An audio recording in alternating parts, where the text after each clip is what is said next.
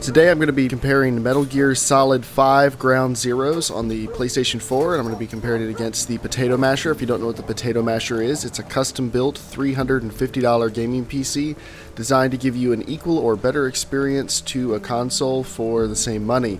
It was built in December 2014, and we hope to keep it going for as many years as possible. And if you want a full spec list or the original build video, you can find that in the description of this video below, as well as the full resolution, full quality upload of this video if you don't want YouTube ruining the video quality. Metal Gear Solid 5 is a very interesting game to compare on the Potato Masher because it is a PlayStation exclusive originally, or the Metal Gear Solid games have been kind of unofficial PlayStation exclusives for a very long time. Many of the games have only been released on PlayStation platforms, and they have always pushed the platform visually, so you would expect that, if nothing else, the PlayStation 4 version would look excellent, and it does. And you'd also expect that the PC version would probably not look a whole lot better just because they initially developed for the PlayStation as a PlayStation exclusive. So why would it be any better on the PC? And that's largely the case. Now, fortunately, this game looks awesome on both systems. It runs awesome on both systems. On the PC, there's a really nice feature. There's a 30 FPS VSync for people who probably can't hit 60 but still want the smoothness that VSyncing gives you. You can do it at 30 FPS, which is really cool.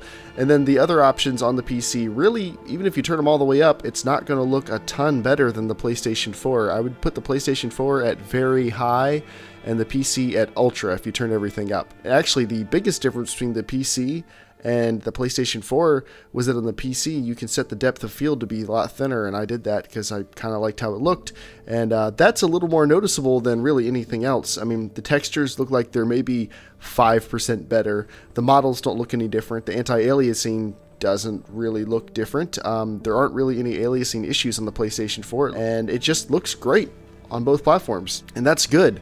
I should have less to say about more games. Unfortunately, what I've been finding out with the Potato Masher so far is that the problem isn't usually the way the games run or look on any one platform, it's how the games run and look overall.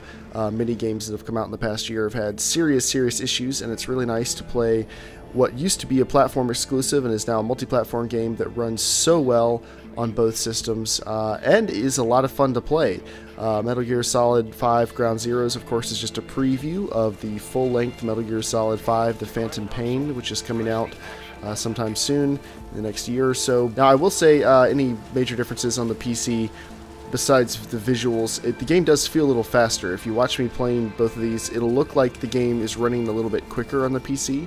It's locked at 30 FPS, so I don't know if Snake is able to move a little faster on the PC, or it could just be my imagination, but it certainly does feel like the PC is a little more fluid. Now, I don't really know what to make of that because there wasn't anything I was consciously doing differently. It could be just slight differences in the way I played the missions, but there you go. Metal Gear Solid 5 Ground Zeroes. Really awesome game so far. I'm greatly enjoying it, and I would highly recommend it. It looks great and runs great. You can't go wrong on any system. I might actually buy the Phantom Pain on the PlayStation 4 just for old time's sake. I've always played Metal Gear games on the PlayStation platform, and there's no real visual reason to choose the PC unless you want the ability to run at 60 FPS, 120, whatever. Then, yeah, you'll want to play on the PC, but other than that, you really can't go wrong on either platform.